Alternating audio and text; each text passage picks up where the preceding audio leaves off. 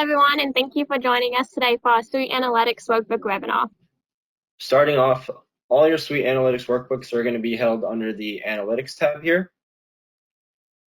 We have our first tab here called Workbooks, and here you can see them being displayed as portlets. You could also change the view here to a list view if you want to look at it that way. To the right here, you have a button for a new workbook, and in the middle, you could search workbooks by name. You could also favorite workbooks up top here. So a lot of tools for organization. So we're going to start off with this sales by sales rep. I wanted to start off by showing you guys our end goal, or what we want to visualize. So this first tab here is our horizontal bar chart. So on this, you can see a title. We have sales by sales rep year to date. We have our sales reps here on the y-axis. And then down here, we have our sales. We're also going to be working towards the second tab graph here. So this is actually filtered down to just my sales. And we could see it broken down by month instead of by year. So how do we get to this end result? SuiteAnalytics workbooks, they have two parts or two pieces. You first want to create a data set which brings in fields from different records within NetSuite. And then using that data set, we can create these workbooks and create these graphs and pivot tables. So on our workbook, your data set is going to be held here on the left. You can see the data set is called sales by sales rep as well. Then I can click on the three dots to open this data set. The results are going to look very similar to a saved search. You have your field headers here and the data fields underneath it. So this is a transaction data set. So within this transaction data set, we have criteria that we can add as well. So up here in our criteria, you can see we have two pieces. So that's our first set of criteria, and there is an AND operator here. So it's an invoice, and it's within this date. You have the option to change this to OR. And then the cool thing about this data set is you could add a second set of criteria. So this data set is going to consist of invoices from January to July of last year and January to July this year. So down here looking at the fields, on the left is where we're going to be looking for the fields from. So the first is transaction. So from this transaction, I have these fields in the middle to choose from. So you can see the ones highlighted in blue are the ones that we have added in our data set already. And then we can scroll down, and if you want to add any other fields, you can click and drag it over. Within our data set, we can click and drag and reorder if needed. And then we could also click on the three dots here and remove the column if it's something that we're not going to be working with. So I'm going to go ahead and click Save. This saves the data set, but you also need to apply to the workbook as well. So if you made any changes to the data set, you want to hit Save and then always Apply to Workbook. And then here I'm going to start off by just creating a new tab. So we're going to build these two reports from scratch again. So on our new tab here, you see some options for table, pivot, and chart. Table, very similar to the data set. You'll just have a search that you can pick specific fields that you want to pull in. Pivot will show you in the next workbook, and then chart. So this is the visualization we'll be working for. Within this chart, you can choose the chart type. So for our first chart type, we're going to be doing a horizontal chart. For our y-axis, we want the sales rep. So I'm just going to click sales rep and drag it into that y-axis field. For our measures, we want the total amounts from the invoices, because that's what we'll be calculating, the sum. So if you hover over this, you can see it says total amount, transaction currency, sum.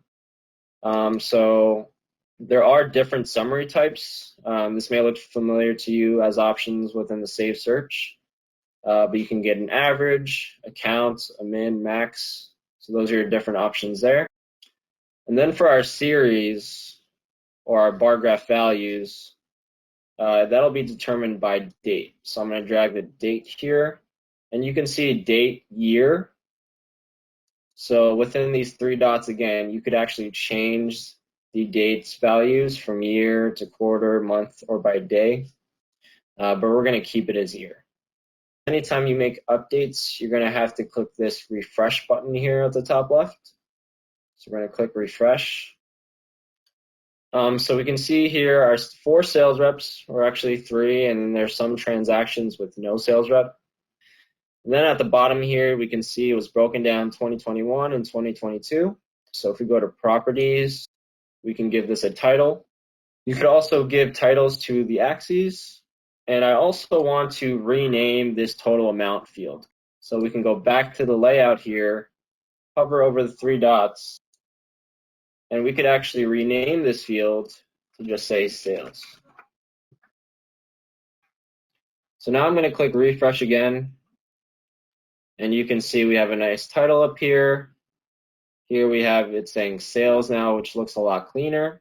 So now from this information, I can tell who's performing well this year. We can also order this or sort this as you please. So if we come over to here by sales rep, we can sort the sales reps. So we can sort by sales, and then you can do ascending or descending, and then click apply. So now you can see it's sorted by least amount of sales to most sales. Then up here, I want to name this tab, just in case in the future, I'm going to be continually adding tabs, so I can rename this by double clicking sales by sales rep. You can see it'll actually give me a warning saying that I already have this built or the same name already used. So I'm just going to call it 2 for now. Now let's say instead of seeing this report by sales rep, we actually want to see it by the supervisor of the sales rep. So we can go back into our data set here on the left, hit the 3 dots, open the data set. And here the unique thing about workbooks is we can go a bunch of levels deeper into the transaction record. So you can see right now I have transaction highlighted, so it's showing me the transaction fields. But here on the left, I can actually go into the sales rep record. And here you can see a new set of fields in the middle.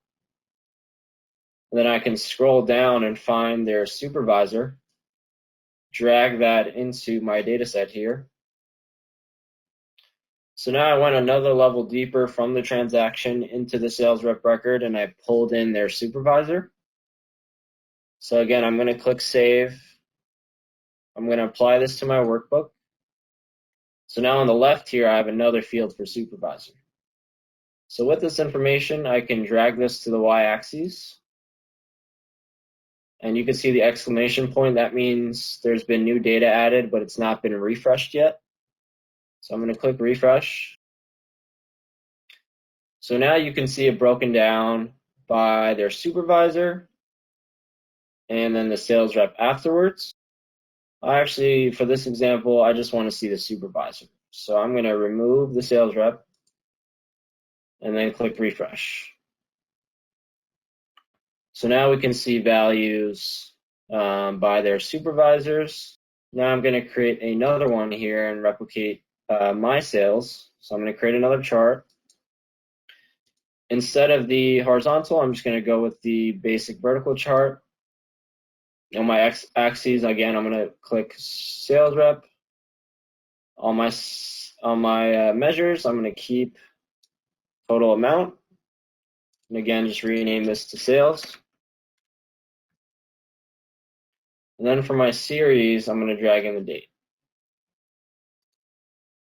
So if I refresh this, I can see all the sales reps. So I'm actually going to fine tune this. I'm going to filter the sales rep. So I'm going to click the 3 dots here, filter sales rep, and just choose mine, apply. And then I'm also going to change the date. So instead of by year, I want to see this by month instead. So now if I refresh this, I can see this is filtered to just my sales. So with this workbook, you can see how easy it is to tab between different visualizations. The last piece is always to click Save here. So as you make updates, it's always good to come over here, just click the Save button to make sure you're always saving your work. So with this workbook, I'm actually going to start from the data set instead of the workbook itself and work from there. I'm going to start with our invoice data set. And from here, I'm going to create a new workbook. So you can see on our left, we have our invoice data set, and it's asking you to choose which visualization. This time, we're going to go with a pivot. So this is our pivot visualization. You can see there's rows, columns, measures. And with this invoice data set, we have our invoice fields. We actually want to connect another data set. So I'm going to click Connect Data Set. I'm going to find that cases data set that we just saw before and choose that. So now we're working with two data sets. We have our invoice data fields here, and then when you flip over to cases, we have our cases data set. We can actually link them together with related fields. So if I click on the three dots here on this data set, there is a Create Dataset link. So with this link, I know that on my invoice data set, I have the customers under entity. So I'm going to drag that over to here. And on my cases, I know that I have customers under company. So I know those two fields are the same. So I'm going to link them together here. And then I'm going to click Link Datasets. So now you see this little chain link icon so that you know when you flip between these two data sets, whether you add entity or whether you add company, they're both going to represent the same field. So in my rows, I'm going to drag entity. For my columns, I'm going to add in the date. And then for our measures, we're going to bring in the total amount. And then we're also going to add in the document ID. And this is a count. So this is going to show us the number of invoices. And then for our case data, I just want to see how many cases. I can just bring in the creation date, and it'll just do a count. So I'm going to click refresh here. So you can see on the left, we have our entity, which is our customers. In the middle, we have our three measures, invoices, sales, and cases. But we can see there's a little bit of a disconnect. So we have our sales on 2021 and 2022, but our cases here are under no date. So this is actually because I brought in the columns for date from the invoice data. You can see cases also has a date, but that has no link to this data set, so that's why there's no date right here. So I actually want to do a link for the dates as well to get the dates aligned. So I'm going to drag in date and incident date, link those as well. And now that they're linked, I'm going to drag in the linked date field and click refresh.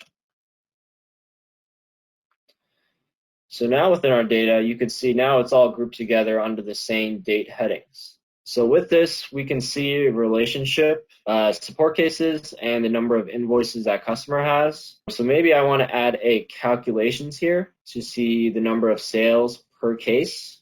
So within our measures here, I can create a calculated measure. And from this, you can see there's basic operations that we can do with different fields. So with this, I'm going to bring our total amount, which is our sales. And you can see there's a sum function here. I'm going to add the division sign and then go to my cases data and bring in the creation date again.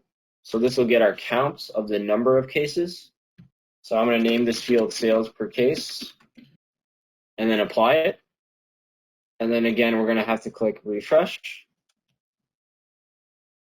So now we can see some data here on sales per case. I'm going to open the cases, sort by cases. I'm going to remove null first so that all the nulls go to the bottom. Click apply, refresh. So now I can see it's sorted by cases. So I can see if there's any value that comes through our support case management. So through these related fields, we can create a linkage between two records that may out of the box not be related at all. That is our presentation for today. Thank you everyone for joining us. Have a great day.